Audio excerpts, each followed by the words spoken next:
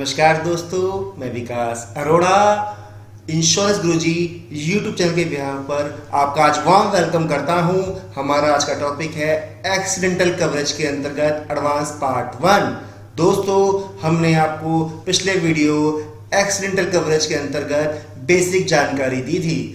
दोस्तों, यदि आपको एलआईसी में प्रोफेशनल बनना है और बहुत आगे तक जाना है तो आपको इस टॉपिक की विस्तृत जानकारी होना अति अनिवार्य है। Let's start advance part 1। और फ्रेंड्स, स्टार्ट करने से पहले एक डायरी और पेन लेना ना भूलें। फ्रेंड्स, मैं थोड़ा रिकैप कर लेता हूं, हमने आपको बेसिक पार्ट में क्या सिखाया था। यदि किसी ने बेसिक पार्ट नहीं देखा है तो आई बटन ऊपर डिस्प्ले हो रहा है, पहले वो देखें, तभी इस पार्ट को आप समझ पाएंगे। तो फ्रेंड्स, मैं रिकैप करने जा रहा हूं जो हमने आपको बेसिक पार्ट में सिखाया था। क्या डिफरेंस है एडीडीबी राइडर और एबी राइडर का। फ्रेंड्स, हमने आपको ये सिखाया था कि accidental benefit cover accidental death को ही कवर करता है, जबकि एडीडीबी राइडर एक्सीडेंटल डेथ के साथ परमानेंट डिसेबिलिटी को भी कवर करता है। फ्रेंड्स, एबी जो कवर करेगा during the premium paying term he cover करेगा। जब पीपीटी समाप्त हो जाएगा उसके बाद कवरेज समाप्त हो जाता है, जबकि एडीडीबी राइडर का कवर कंप्लीट टर्म तक रहता है। फ्रेंड्स, एलआईसी में 5 ऐसे प्लान हैं जिसमें केवल आप और केवल एबी राइडर ही दे सकते हैं। उसमें आप एडीडीबी के साथ विकल्प नहीं दे सकते कस्टमर को चूज करने का। फ्रेंड्स, मेरा सजेशन है आप लोगों के लिए, जब भी प्लान के अंदर दोनों राइडर्स मौजूद हों, आप हमेशा कस्टमर को एडीडीबी राइडर ही दें, वही समझाएं, क्योंकि दोनों राइडर्स के अंदर के प्रीमियम में इतना डिफरेंस नहीं है कि कस्टमर मना करेगा इसको लेने से, और इसमें बेनिफिट्स ज़्यादा हैं। फ्रेंड्स, मैं आपको समझाने जा रहा हूँ एक्सीडेंट की डेफिनेशन जो कि एलआईसी के मैनुअल में लिखी है। वो ये जो मैं आपके सामने समझ प्रस्तुत कर रहा हूँ, ये language as it is LIC के मैनुअल में लिखी हुई है। एक्सीडेंट से क्या अभिप्राय है, जैसे मैंने समझाया आपको, इसके अंदर सडन अचानक होना चाहिए, अनफोर्सिंग अप्रत्याशित, जिसने इसकी कल्पना ना की हो, इनवॉलंटरी अस्वेच्छा से, उसकी स्वेच्छा ना हो, अचानक हो। अस्वेच्छा मतलब किसी की चॉइस ना हो उस एक्सीडेंट के पीछे, अस्वेच्छा से हो। एंड कॉज्ड बाय एक्सटर्नल, बाहरी रिसोर्स हो, मतलब आउटसाइड से हो, कोई इंटरनल रिसोर्स यूज ना हुआ हो। विजिबल, दिखाई दे सके, ऐसी कोई चीज कि जिसको हम देख नहीं सकते हैं, वो इस कैटेगरी से बाहर हो जाएगी। वायलेंट, अहिंसक, प्रचंड उसके अंदर मौजूद हो। अगर उसके वो हिंसक नहीं है तो वो भी एक्सीडेंट का पार्ट नहीं है। फ्रेंड्स, जैसा कि हम देखते हैं कि रोड एक्सीडेंट है, रेल एक्सीडेंट है, ये काइंड ऑफ सच एक्सीडेंट, वो तो एक्सीडेंट का पार्ट होते ही है। उसके अलावा snake bite, dog bite etcetera भी एक्सीडेंट के कैटेगरी में रखे जाते हैं। फ्रेंड्स, अब मैं आपको बताने जा रहा हूं कि किसी भी व्यक्ति को कितना मैक्सिमम एक्सीडेंटल कवरेज दिया जा सकता है और इसकी गणना हम कैसे करते हैं। फ्रेंड्स, मैं आपसे अनुरोध करूंगा, प्लीज नोट इट डाउन। ये बहुत इंपॉर्टेंट चीजें हैं जो आपको हमारे वीडियो के माध्यम से सिखाई जा रही हैं। पूरे भारतवर्ष में ऐसे वीडियो आपको नहीं मिलने वाले जहां इतनी कहते हैं सूक्ष्मता से, बारीकी से आपको सिखाया जाए। फ्रेंड्स, किसी व्यक्ति को हम कितना ओवरऑल एक्सीडेंटल कवरेज दे सकते हैं, ये देखते हैं। फ्रेंड्स, एलआईसी ने कहा है किसी भी व्यक्ति को हम मैक्सिमम 1 करोड़ सम एश्योर्ड तक का एक्सीडेंटल कवरेज दे सकते हैं। लेकिन जीवन शिरोमणि प्लान में एलआईसी ने 2 करोड़ तक की मैक्सिमम सीमा दी है एक्सीडेंटल कवरेज को देने की, सिर्फ इसी प्लान के अंदर। अन्यथा टोटल ओवरऑल लिमिट जो है किसी भी इंडिविजुअल की, वो है 1 करोड़। फ्रेंड्स, अब हम आपको इसकी कैलकुलेशन सिखाएंगे कि कैसे हम किसी भी व्यक्ति का आज तक के, जब वो प्लान लेने जा रहा है तब तक का, किन किन चीज़ों को हम ऐड करते हैं इसकी कैलकुलेशन के माध्यम में। सबसे पहले हम लेंगे करंट प्रपोज प्लान का जो भी एक्सीडेंटल कवरेज राइडर है उसका सम एश्योर्ड, जो वर्तमान ने कस्टमर ने प्लान लिया है, फॉर्म नंबर 300 फिल किया है, उसके अंदर उसने कितना एडीडीबी राइडर हो चाहे एबी राइडर हो, कितना फिल किया है, उसको प्लस करेंगे विगत में, पास्ट में जितनी भी उस कस्टमर के पास LIC की पॉलिसीज हैं उसके अंदर कितना एक्सीडेंटल कवरेज है। तीसरा पॉइंट इंपॉर्टेंट है, यदि उस व्यक्ति के पास LIC के द्वारा दिए गए ग्रुप इंश्योरेंस के अंतर्गत एक्सीडेंटल कवरेज है तो उसको भी ऐड किया जाएगा। ये ग्रुप इंश्योरेंस LIC का ही होना चाहिए। 3 चीजें हम ऐड करते हैं किसी भी व्यक्ति की एक्सीडेंटल कवरेज की लिमिट को जानने के लिए। Please note it down friends. इसके अंतर्गत हम उस व्यक्ति ने यदि प्राइवेट इंश्योरेंस से एक्सीडेंटल कवरेज लिया है तो we will not add, please note it down. अब मैं आपको इसको एग्जाम्पल के माध्यम से सिखाने की कोशिश करता हूं। मिस्टर ए जिनकी आयु 36 वर्ष है, वो जीवन लाभ का 75 लाख सम एश्योर्ड का प्लान लेना चाहते हैं और वो ये भी चाहते हैं कि उनको 75 लाख का ADDB राइडर मिले। अब हम देखते हैं कि उनके पास विगत में एक पॉलिसी थी जीवन आनंद 50 लाख के सम एश्योर्ड की, जिसमें उन्होंने 50 लाख का ही ADDB राइडर या एक्सीडेंटल कवरेज जिसको आप कह सकते हैं, पुराना नाम था DAB, वो लिया हुआ था 3 साल पहले। मैं प्रश्न दोबारा रिपीट कर देता हूं। अभी उनको चाहिए 75 लाख का प्लान जीवन लाभ और उसके अंदर चाहिए 75 लाख का ही एक्सीडेंटल कवरेज ADDB राइडर, लेकिन उनके पास पहले से 50 लाख का जीवन आनंद मौजूद है जिसके अंतर्गत उनके पास 50 लाख का ही एक्सीडेंटल कवरेज है जो कि उन्होंने 3 साल पहले लिया था। अब हम उनको कितना मैक्सिमम ADDB राइडर दे सकते हैं? क्या पूरा 75 लाख का दे सकते हैं या हमको कम करना होगा क्योंकि पॉलिसी 3 साल पहले ली है? आप इस वीडियो को पॉज करें और कैलकुलेशन करें। फ्रेंड्स, सॉल्यूशन आपके स्क्रीन पर है। हम उनको 50 लाख का ही जीवन लाभ के अंतर्गत जो प्लान प्रपोज कर रहे हैं ADDB राइडर दे सकते हैं क्योंकि उनकी मैक्सिमम लिमिट है 1 करोड़ की और 50 लाख का वो पहले ADDB राइडर ले चुके हैं। तो friends, always note it down. Policy कितनी पुरानी है ये मैटर नहीं करेगा, पास्ट में कभी भी जितनी भी पॉलिसी उन्होंने ली है उन सबका कितना एक्सीडेंटल कवरेज है वो हम नोट करते हैं। प्लीज, आपको अच्छा लग रहा होगा आशा करता हूं। फ्रेंड्स, अब आपके स्क्रीन पे एक और सिचुएशन है। यदि किसी व्यक्ति को पॉलिसी लेने के दौरान परमानेंट डिसेबिलिटी हो जाती है पॉलिसी लेने के बाद, तो उस पॉलिसी में यदि कस्टमर ने टर्म राइडर लिया था तो क्या वो उसका भविष्य में प्रीमियम पे करेगा या नहीं करेगा? फ्रेंड्स, हमने आपको बताया था कि परमानेंट डिसेबिलिटी में भविष्य के सारे प्रीमियम वेव ऑफ हो जाते हैं, तो क्या टर्म राइडर का प्रीमियम वेव ऑफ होगा या नहीं होगा? एक क्वेश्चन के माध्यम से आपको सिखाने की कोशिश करता हूं। मिस्टर ए जो कि जीवन लक्ष्य प्लान 933 लेना चाहते हैं 6 लाख सम एश्योर्ड का, और वही चाहते हैं कि इसमें उनको ADDB राइडर ही मिले, वो भी 6 लाख का हो, और टर्म राइडर भी वो लेना चाहते हैं वो भी 6 लाख का। तो फ्रेंड्स, यदि इस पॉलिसी को लेने के बाद कभी भी परमानेंट डिसेबिलिटी होगी तो क्या टर्म राइडर का प्रीमियम पे किया जाएगा या नहीं किया जाएगा? ये क्वेश्चन हमारा आपका स्क्रीन पर है। फ्रेंड्स, जो पार्ट ए है कि LIC परमानेंट डिसेबिलिटी के दौरान क्या पे करेगी, ये हमने आपको बेसिक पार्ट में बहुत अच्छे तरीके से ब्रीफ किया था। उसका फार्मूला आपकी स्क्रीन पर है कि भविष्य के सारे प्रीमियम माफ हो जाएंगे।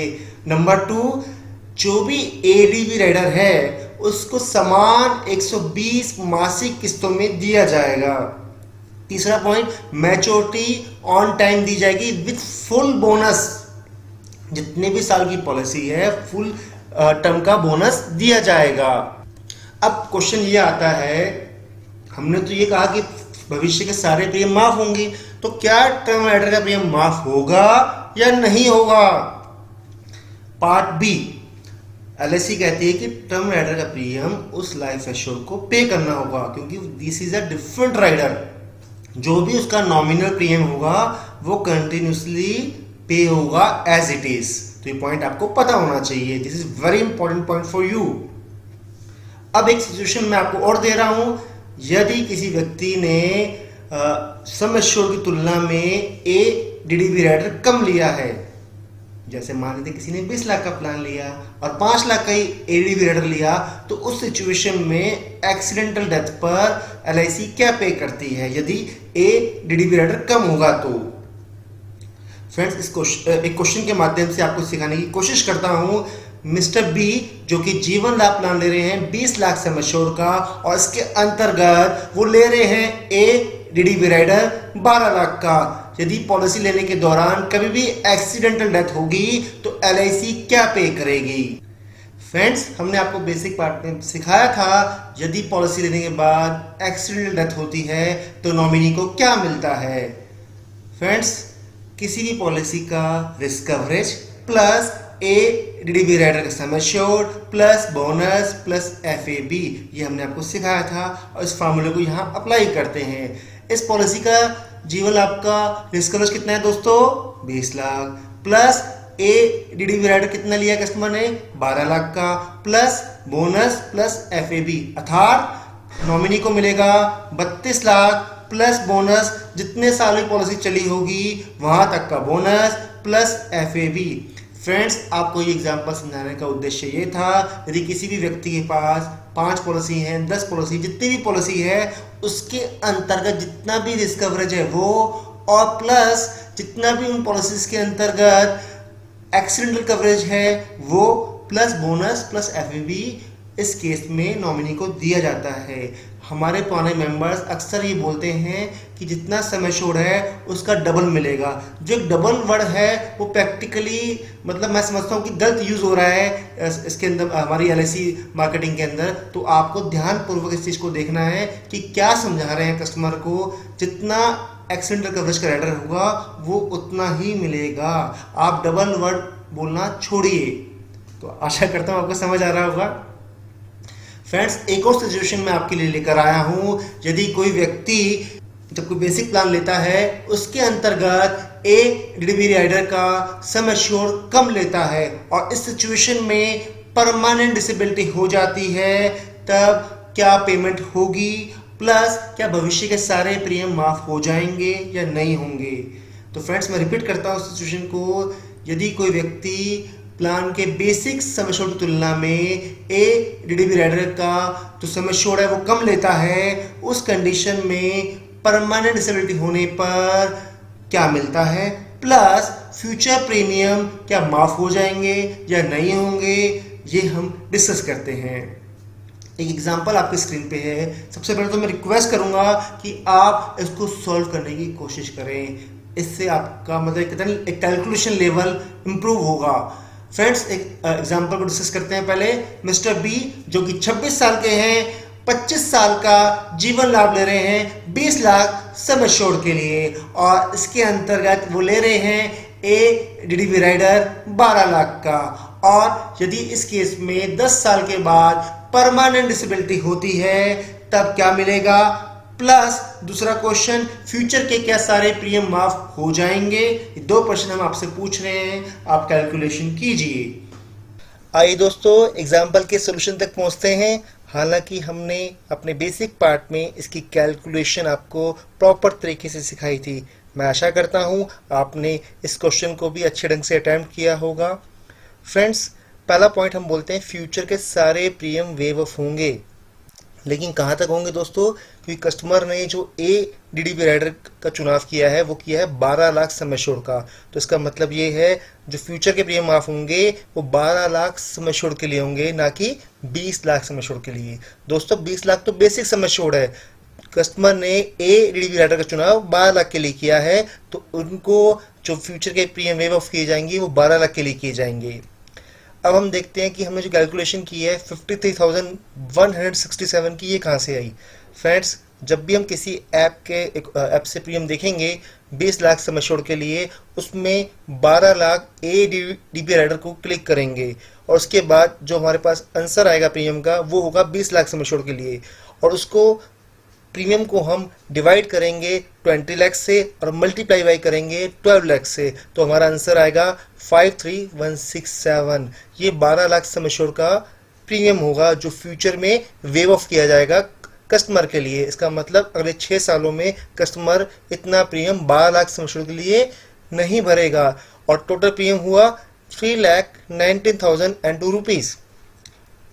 अब हम सेकंड पॉइंट देखते हैं कि जब हम ये बोलते हैं कि इक्वल 120 मंथली इंस्टॉलमेंट्स कस्टमर को दी जाएंगी। वो किसकी दी जाएंगी? जो कस्टमर ने ए डीडीबी राइडर का चुनाव किया हुआ है। कस्टमर ने अगर 12 लाख सम एश्योर्ड लिया है इस राइडर के अंतर्गत, तो उसको हम डिवाइड करेंगे 120 से, आंसर आएगा 10,000 रुपीज पर मंथ जो कस्टमर को मिलेगा। इसका मतलब इसके अंतर्गत भी हम कस्टमर को 12 लाख देंगे। Number 3, maturity. जैसे कि हम जानते हैं कि मैच्योरिटी पे मिलेगा बेसिक सम एश्योर्ड जो कि 20 लैक्स है। मैच्योरिटी पे मिलेगा बोनस जो कि फुल टर्म का होगा दोस्तों। और बोनस निकालने का जो कैलकुलेशन हमने आपको बेसिक पार्ट में अच्छी तरह सिखाया था, उसमें हमने आपको बताया था कि हमको पहले 1 साल का बोनस पिक करना होता है। यदि हम देखें 2018-2019 में जो LIC ने बोनस डिक्लेयर किया है जीवन लाभ के लिए 25-16 के लिए, वो है 50 रुपये पर 1000। यदि हम 50 को डिवाइड करें 1000 से, मल्टीप्लाई करें 20 लाख से, तो 1 साल का बोनस आता है। और 25 से मल्टीप्लाई कर देंगे तो 25 लाख आएगा जो कि 25 साल का बोनस होगा। ये पूरा बोनस मिलेगा दोस्तों। 5th पॉइंट, मैच्योरिटी पे मिलेगी FAB। FAB means final additional bonus. यदि हम 2018 और 2019 का चार्ट देखें तो LIC ने 25 ईयर्स के लिए ₹450 पर 1000 FAB डिक्लेयर कर रखा है। इसका मतलब ये हुआ 450 divide by 1000 multiply by sum assured जो कि 20 लैक्स है, तो 9 लाख रुपए का FAB भी आएगा। फ्रेंड्स, ये हमने आपको मैनुअल कैलकुलेशन अभी भी समझाई है, लेकिन जब कस्टमर के सामने बैठे हो तो मैच्योरिटी पे जो सम एश्योर्ड मिलना है, बोनस मिलना है, FAB मिलना है, वो आप 2 सेकंड में ऐप से भी देख के बता सकते हैं। यदि कस्टमर आपसे क्वेश्चन पूछता है कि बोनस कैसे आया, FAB कैसे आया, तब आपको मैनुअल कैलकुलेशन भी आनी चाहिए।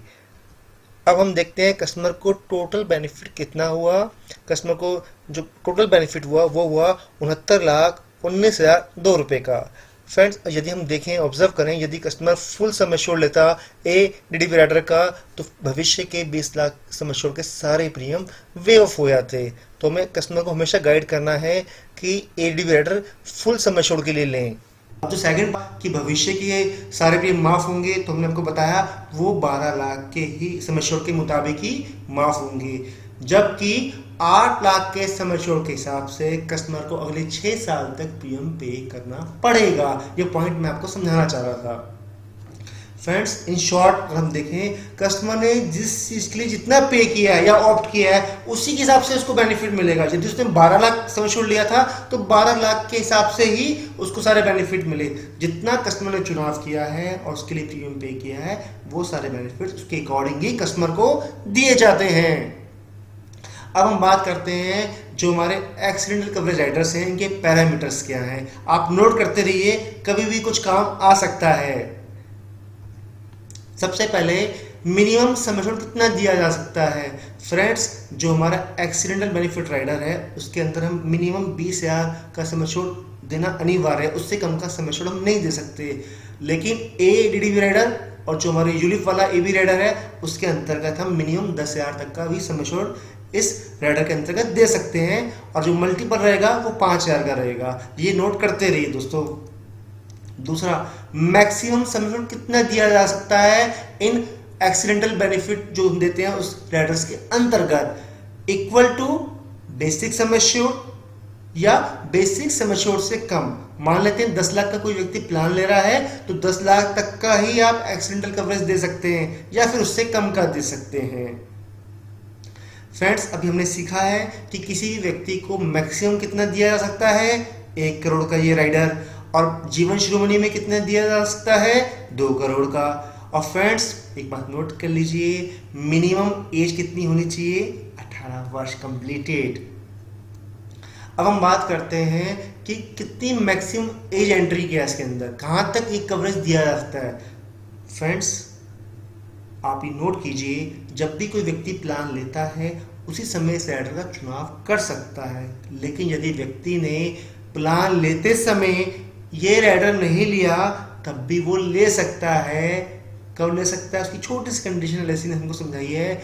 यदि किसी भी पॉलिसी में 5 साल के प्रीमियम पेंडिंग हो, आउटस्टैंडिंग हो, तब भी वो उस राइडर को LIC में फॉर्मेलिटीज पूरी करके अपनी पॉलिसी के साथ जोड़ सकता है। थोड़ा सा नॉमिनल प्रीमियम बढ़ता है लेकिन बेनिफिट उसके मल्टीपल में बढ़ जाते हैं, और मैक्सिमम एज 65, उससे पहले पहले वो इस राइडर को चुनाव कर सकता है। मोटा मोटा दिमाग में रखें, या तो पॉलिसी लेते समय ले ले, या जब तक 5 outstanding premium yearly premium pending ना हो उससे पहले पहले भी इसका विकल्प वो ले सकते हैं। मैं आपको एग्जाम्पल के माध्यम से समझाने की कोशिश करता हूं।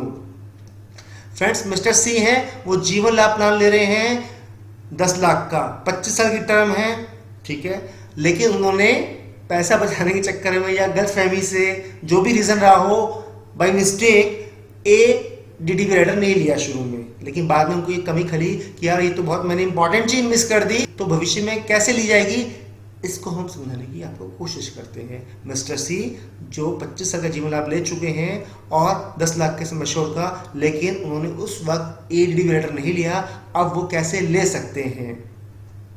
फ्रेंड्स, आपको मालूम है कि जीवन लाभ पॉलिसी कितने साल की है, 25 साल की, PPT कितना है, 16 साल का। मैंने आपको क्या समझाया, यदि व्यक्ति ने शुरू में नहीं लिया तो जब तक 5 साल का प्रीमियम आउटस्टैंडिंग नहीं रह जाता तब तक वो ले सकता है, यानी कि पॉलिसी का जो प्रीमियम भरा जाना है वो 16 साल का है। इसके हिसाब से 5 साल हम कम करें तो 11 साल तक, जब तक PPT 11 साल तक की है तब तक वो इस राइडर को ले सकते हैं फॉर्मेलिटीज को पूरा करके।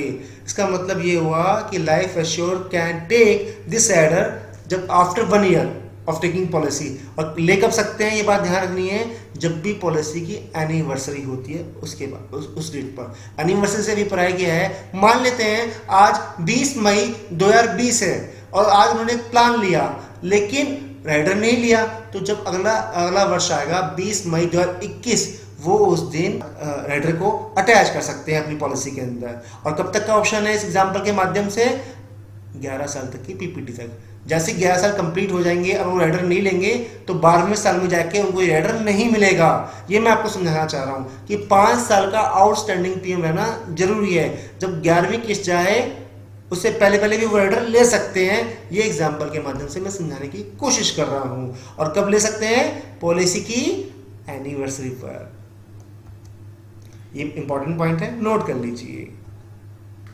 अब हम बात करते हैं कि इस पॉलिसी के अंदर जो हमारा क्या कहते हैं राइडर है, चाहे कोई भी एक्सीडेंटल कवरेज राइडर हो, उसका टर्म कितना होगा, मोड कितनी होगी। तो दोस्तों बेसिक प्लान लिया है कस्टमर ने, उसी हिसाब से टर्म चूज करते हैं, उसके अंदर कोई डिफरेंट नहीं होता और वही मोड होता है जो बेसिक प्लान का होता है। और मैच्योरिटी इज 70 ईयर्स। ये नोट कर लीजिए, एक्सीडेंटल कवरेज 17 साल के बाद एक्टिव नहीं होता है, ये आपको पता होना चाहिए। मिनिमम एज कितनी थी, 18 ईयर्स, और 70 ईयर्स के बाद ये एक्टिव नहीं होता है। और जो प्रीमियम रेट्स होते हैं जब भी LIC का प्लान लॉन्च होता है उसके सर्कुलर में मेंशन होते हैं। और ग्रेस पीरियड, जो बेसिक प्लान का ग्रेस पीरियड है वही रहेगा। जैसे मान लेते हैं मंथली पॉलिसी में 15 दिन का है, क्वार्टरली, हाफ ईयरली और ईयरली पॉलिसी में 30 डेज का है, तो वही ग्रेस पीरियड हमारे इन राइडर्स का रहता है। फ्रेंड्स, सबसे इंपॉर्टेंट बात मैंने बेसिक पार्ट में भी समझाई थी, दोबारा समझा देता हूं कि claim concession accidental coverage rider में अवेलेबल नहीं है। आफ्टर द ग्रेस पीरियड इस राइडर की जो पावर है, शक्तियां हैं, वो खत्म हो जाती हैं, बेनिफिट्स खत्म हो जाते हैं। और यदि कुछ मिसहैपनिंग होती है तो इस राइडर का क्लेम फैमिली को नहीं मिलेगा। तो कस्टमर को समझाना जरूरी है, यदि आपको LIC के सारे बेनिफिट्स लेने हैं तो during the grace period premium जमा कर दें, और ग्रेस पीरियड के बाद जब प्रीमियम दोबारा से भरेंगे फिर वो राइडर्स एक्टिव हो जाते हैं। लेकिन before that, after the grace period और बिफोर द डिपोस्टिंग प्रीमियम, जो बीच का पीरियड है वो सही नहीं होता दोस्तों, उसमें बेनिफिट्स खत्म हो जाते हैं। अब हम बात करते हैं कि प्रपोजल फॉर्म और पॉलिसी डॉक्यूमेंट मतलब बॉन्ड, इससे संबंधित जानकारी भी मैं आपको दे देता हूं। फ्रेंड्स, किसी भी राइडर को लेने के लिए, चाहे वो एक्सीडेंटल राइडर हो, अलग से प्रपोजल फॉर्म भरना जरूरी नहीं है। जो बेसिक प्लान लिया जा रहा है वही फॉर्म एप्लीकेबल होगा। फ्रेंड्स, करना क्या होता है, लाइफ एश्योर्ड को एक कॉलम होता है एक्सीडेंटल बेनिफिट राइडर का या ADDB राइडर का, उसको वो कॉलम टिक करना होता है और वो कितना सम एश्योर्ड लेना चाहता है वो फिल करना होता है। We will show you this form, don't worry. आपके पास फॉर्म नंबर 300 है, आप मैं बताने जा रहा हूँ, एक बार आप दोबारा भी इसको देख सकते हैं क्योंकि फॉर्म नंबर 300 नया आया है। फ्रेंड्स, ये तीसरा पॉइंट आपके लिए इंपॉर्टेंट है। अब एलआईसी ने क्या किया है कि जितने भी राइडर्स होंगे उसका अलग से एक फॉर्मेट, एक कह सकते हैं बॉन्ड फॉर्मेट दिया जाएगा, डॉक्यूमेंट फॉर्मेट दिया जाएगा। जो आपका एक मेन बॉन्ड होता है दोस्तों, उसके साथ किसी भी राइडर का, चाहे वो एक्सीडेंटल राइडर हो चाहे वो टर्म राइडर हो, उसका उसके साथ अटैच करके ही कस्टमर को दिया जाएगा। अगर हम बात कर रहे हैं एक्सीडेंटल कवरेज राइडर की, उसके सारे benefit, exclusions, formalities for claim और जितनी दूसरी टर्म्स एंड कंडीशंस हैं वो पूरी की पूरी मेंशन होती हैं। तो ये आपको बात पता होनी चाहिए, एलआईसी ने इसकी शुरुआत कर दी है। अब मैं आपको फॉर्मेट दिखाता हूँ। जो उसका पार्ट 3 है उसके अंदर आप देख सकते हैं जो 4 नंबर पे लिखा है LIC accident benefit rider, AB rider, और दूसरा लिखा है LIC accidental death and disability benefit rider. मतलब जो भी आपको इन दोनों में से विकल्प में से लेना है उसको आप टिक करेंगे, किसी एक को, दोनों को नहीं।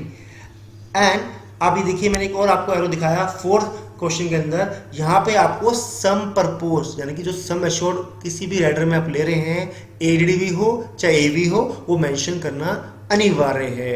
तो आपको इससे समझ आया कि फॉर्म में हम जब भी राइडर का चुनाव करेंगे तो कहाँ पे टिक करेंगे और कहाँ पे मेंशन करेंगे सम एश्योर्ड को, भूलना नहीं कभी दोस्तों। अब मैं बात समझाता हूँ पुलिस पर्सनल्स की। जो मैंने आपको बेसिक पार्ट में बताया था, कोई भी पुलिस कर्मचारी है वो अपने बारे में मेंशन करेगा और मैं इस राइडर को चाहता हूँ। तो ये बात आपको पता होनी चाहिए दोस्तों कि जब भी कोई व्यक्ति पुलिस में कार्य करता है तो ये 4 क्वेश्चन का बी पार्ट है, इसके अंदर उससे संबंधित 2 प्रश्न पूछे गए हैं। 4th बी में पूछा जा रहा है whether you are engaged in police duty in any police organisation. आप कह सकते हैं यस या नो, जो भी आंसर देना चाहें। और बी का पार्ट 2 पूछता है क्या आप एबी या एडीडी राइडर लेना चाहते हैं पुलिस ड्यूटी पर। तो आपको यस या नो कस्टमर से लिखवाना है। यस करेंगे तो उनको एक्स्ट्रा देना पड़ेगा और इतना नॉमिनल चार्जेस है, बहुत ही नॉमिनल है। 1 लाख पे मात्र 50 रुपये दे सकता है कोई भी, कोई इतना इशू नहीं है। बट कितना बड़ा रिस्क कवर हम करते हैं, तो ये बात आपको पता होनी चाहिए। ये फॉर्मेट आपके लिए है, यदि आपके पास फॉर्म नंबर 300 हो तो आप खुद भी देख सकते हैं। फ्रेंड्स, अभी तक हमने एडवांस पार्ट 1 की काफ़ी चीज़ें सीखी। अब एडवांस पार्ट 2 में हम आपको क्या सिखाने वाले हैं जो जल्दी ही लॉन्च होने वाला है। जैसे उसमें हम आपको सिखाएंगे क्लेम रिलेटेड रूल्स, रिक्वायरमेंट्स क्या होती हैं यदि इसका क्लेम आ जाता है तो, परमानेंट डिसेबिलिटी की क्या डेफिनेशन एलआईसी ने अपने मैनुअल में लिखी हुई है, एक्सक्लूजन्स, इसका मतलब ये होता है कि ऐसी सिचुएशन जब एलआईसी एडीडी राइडर और एबी राइडर के क्लेम को देने से मना कर सकती है। एंड सेकंड लास्ट पॉइंट, जब कोई व्यक्ति माइनर होता है, मतलब बच्चा होता है, जब वो मेजर बन जाता है, कैसे एडीडी राइडर या एबी राइडर को ले सकता है। या कोई व्यक्ति यदि शुरू में पॉलिसी के शुरू में उसने एडीडी राइडर या एबी राइडर नहीं लिया है, वो बाद में कैसे अटैच करवा सकता है, उसकी क्या फॉर्मेलिटीज़ हैं, और ऑक्यूपेशन एक्स्ट्रा के बारे में भी हम आपको बताएंगे। फ्रेंड्स, मेरी रिक्वेस्ट तो ये है कि सबसे पहले आप बेल बटन को प्रेस कर दीजिए ताकि जैसे ही एडवांस पार्ट 2 आए आपके पास नोटिफिकेशन आ जाए। Friends, thank you so much and keep watching our videos. हमारा एक ही पर्पस है, आपको 100% प्रोफेशनल बनाना और छोटी से लेकर छोटी और बड़े से लेकर बड़ी सारी जानकारी अपने वीडियोस के माध्यम से उपलब्ध करवाना। दोस्तों, एक लाइक बनता है, लाइक करेंगे तो मुझे मोटिवेट करेंगे। Thank you so much, keep watching and bell का बटन दबाना ना भूले।